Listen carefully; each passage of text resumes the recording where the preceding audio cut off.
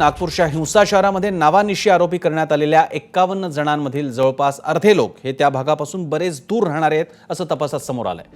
24 जणांचे पत्ते हे कळमना, पारडी, उमरेड रोड, वाठोडा, यशोधरा नगर, टेकनाका, जाफरनगर, बंगाली पंजा, ताजबाग या भागांमध्ये राहणारी ही मंडळी होती आणि म्हणूनच हिंसाचाराच्या पूर्वी अगदी संध्याकाळच्या वेळेस हे सर्व लोक त्या ठिकाणी का आणि कोणत्या उद्दिष्टाने पोहोचले याचा तपास आता पोलीस करतायत।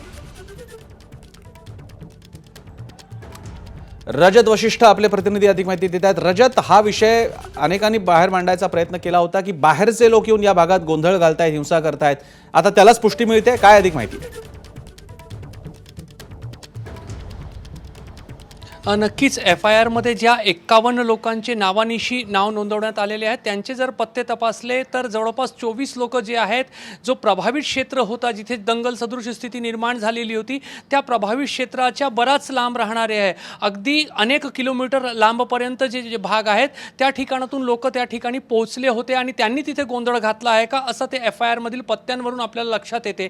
त्यामुळे पहिल्याच दिवशीपासून जो आरोप केला जात होता, स्थानिक आमदार प्रवीण दटके यांनी तर पहिल्याच दिवशी ही संपूर्ण हिंसाचार सुरू असताना आरोप केलेला होता की बाहेरच्या लोकांनी येऊन ही संपूर्ण गडबड जी आहे ती त्या ठिकाणी केलेली आहे।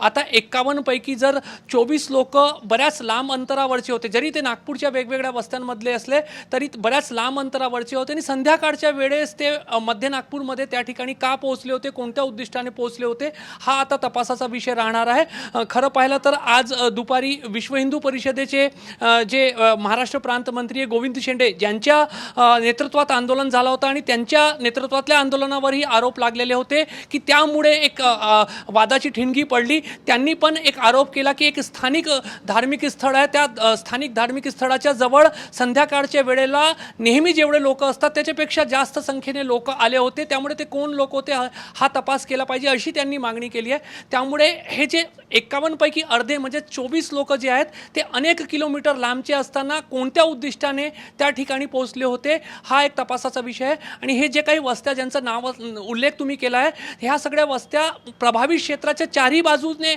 विखुरलेल्या आहे, त्यामुळे फक्त एका विशिष्ट भागातूनच बाहेरून लोक आलेले नव्हते तर नागपूर शहराच्या विविध भागातून लांबच्या वस्त्यांमधून लोक तिथे पोहोचले होते। हे आता या दृष्टिकोनातून पोलिसांनी तपास करणं आवश्यक आहे। धन्यवाद तुम्ही दिलेल्या माहितीबद्दल रजत। ABP माझा, उघडा डोळे बघा नीट।